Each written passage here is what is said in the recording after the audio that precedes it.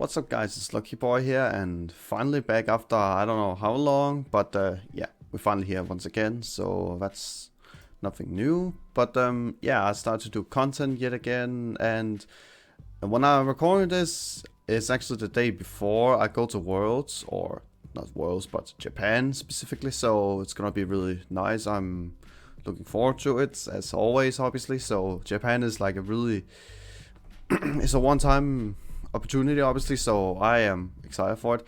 But anyway, I want to do a tier list for the World Championship this year. Like, I think this format is pretty diverse, and yeah, a lot of other things about it. So anyways, big shout out to my sponsor pokemons.dk as always, and yeah, let's just go into this tier list. So again, it's my personal opinion about how I feel about each decks. Obviously, I've taken some weird ones as an inclusion or else I will get crucified in the comment section. So just so you know why there's like stuff like Zorobox, United Wings, and Mirasaka, or whatever it's called. Anyway, Gardevoir and Lost Box, specifically Chupa Lost Box. I think both of them are in the same category as S tier, honestly. I don't really see like it's being changed for the foreseeable future, and yeah, Gardevoir is without the best deck in the formats, but Lost Box I feel like it's actually not too far behind it. I think it's actually just as close.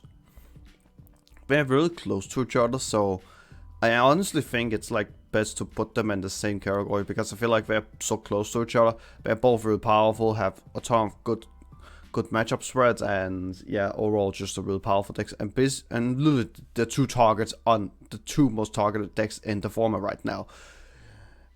Another problem with the decks for World specifically, especially day one, is they are the slowest deck in the format, and ties in day one is literally the worst feeling you can imagine. So these two decks, even though they are the best decks in the form, they are still the slowest deck in the form, so keep that in mind, that if you're playing against them, just don't like take too much time thinking. Sometimes you're just gonna say, okay, I'm just gonna do this and this. But still, you'd still wanna do like fine as always, obviously. Lost Tina. I honestly think Lost Tina is an A tier deck. I don't really like it as well, but like it seems like it is literally dominating the online environment right now, and also like a lot more else. So like even League Cups and Challenges is like dominating completely. So there's been some online tournaments where like 4 or 5 Giratinas was in top 8, and I'm like, what the heck is going on?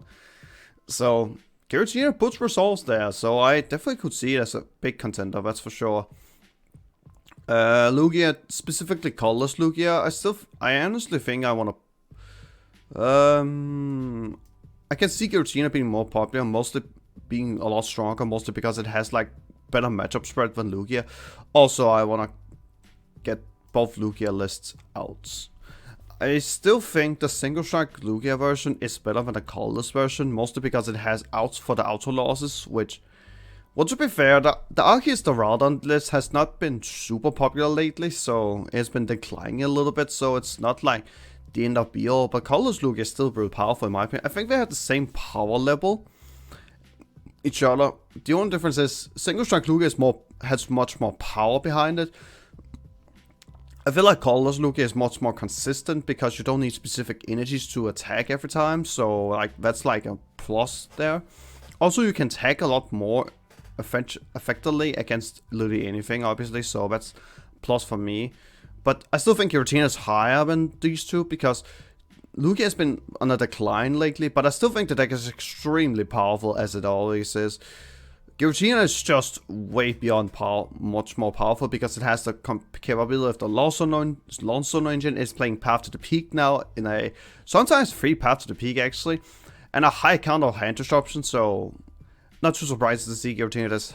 So honestly think, and that's like one of the few reasons why I think Giratina is actually so high as it is. DT Mew. I honestly love DT Mew more than I like Fusion Mew. But this Spiritomb is just doing too much damage to this deck that you might as well just play a fusion build. And also I want to put the fusion build behind Lugia, I think the Fusion Mew build is like worse, mostly because it has some consistency problems sometimes with being too clunky with too many energies and some other things. Obviously, it has decent matchup spreads, but it's not like DC Mew that has better control against most of the matchups. It's just it has some problems sometimes, which I feel like has been the issue. And if you are getting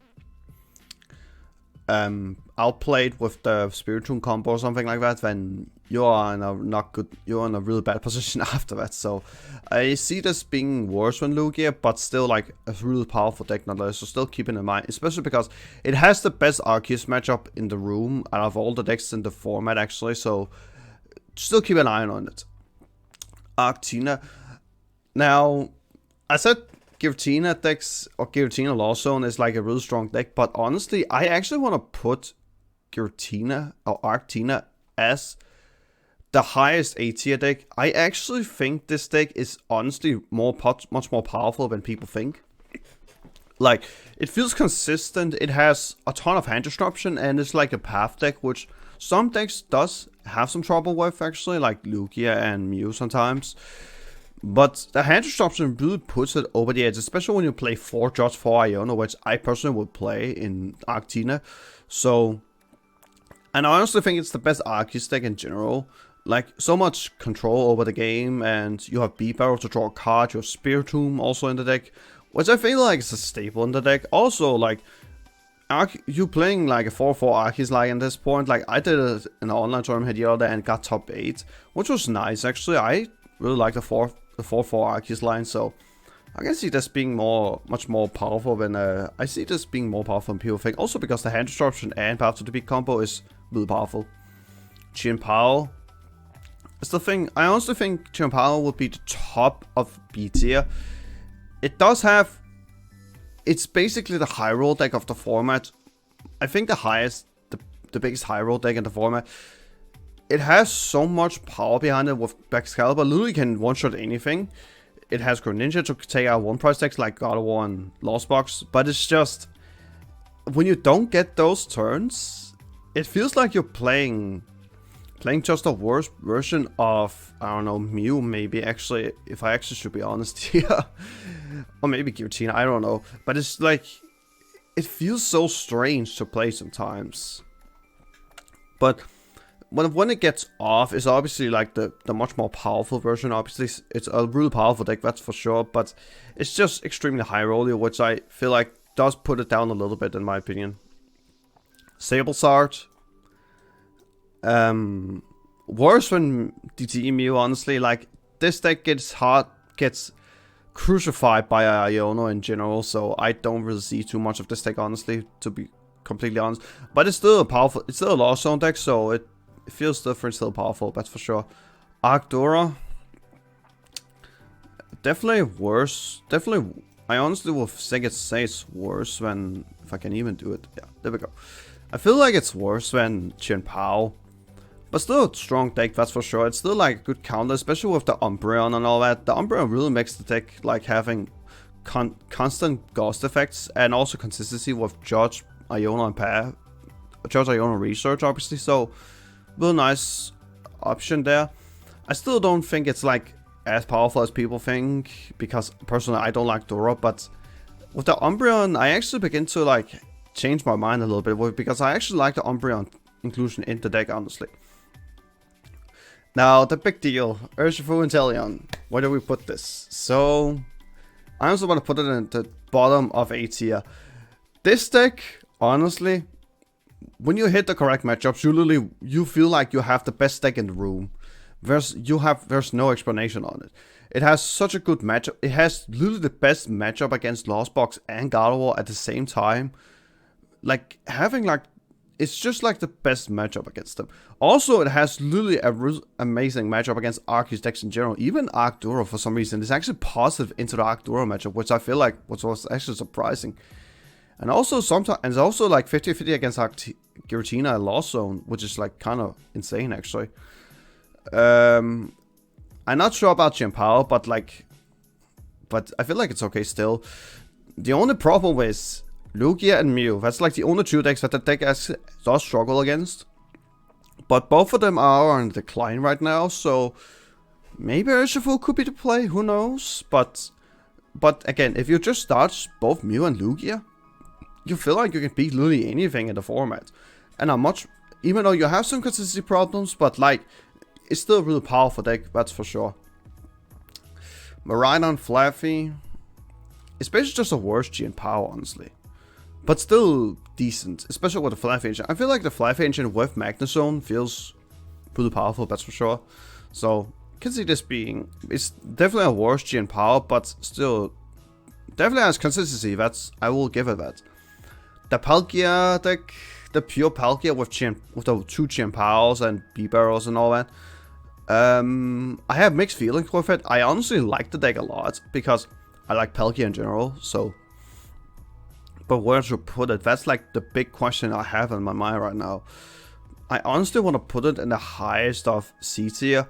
It does have a good resolve in the online environment, so I actually think it's like okay, but not like super impactful or something. It's just, it looks pretty powerful actually, but I have not played too much with it to actually know exactly how the matchup spread are, but it has put results out there, so I want to give it that. So that's why I want to put it as high in the C tier as possible. Arc Pikachu, this is of course with the Umbreon and all that. Like I think most Arceus decks except for Giratina does play Umbreon. And also not Richard, but you know what I mean. This one is a mixed feelings for me, because I feel like Pikachu answers a lot of the basic one price matchups like Glossbox, and also do pretty well against Lugia, obviously.